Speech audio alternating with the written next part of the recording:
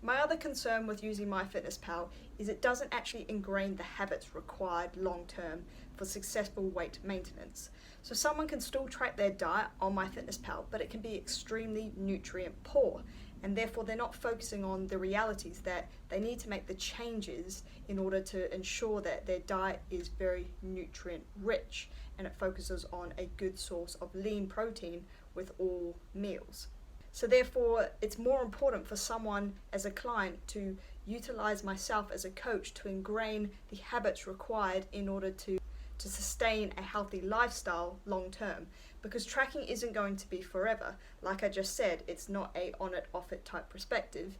It needs to be something that you use to help you ingrain the lifestyle requirements in order for you to achieve weight loss and therefore weight maintenance post achieving your goal.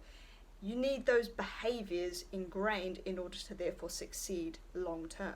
If you just use tracking to get to your goal, but your nutrient poor diet doesn't change, essentially you're only going to get to the end goal and still have not ingrained the requirements in order to potentially maintain that goal long term. So I really think MyFitnessPal, once again, is a good tool to help and support someone's education and informed choices. But once again, it is more important that a client ingrains the lifestyle behavior change required for weight loss and weight maintenance long term. This also then comes back to your internal environment. It looks at how you look at foods. It looks at how and why you potentially eat foods. It also looks at being mindful and your awareness around what you're consuming at certain times. We're social creatures and we love socializing, and usually that can play a large component over food or meals out. We don't always eat because we're hungry. There are so many other factors going on. There's emotional reasons that could also come into play, and there's like the dessert stomach. So for a lot of people, they'll get to the end of the meal, they feel full and satisfied, but they still want that sweet perspective. They would like that dessert and they make that choice. So what I'm saying is sometimes the why controls what we eat, and the why can be very, very different.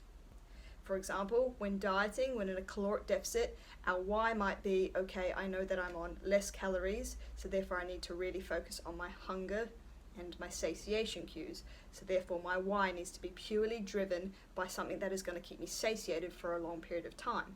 And that might mean a lot of fibrous vegetables, fruits, paired alongside a lean protein source in order to keep that satiation and fullness levels required to keep a caloric deficit.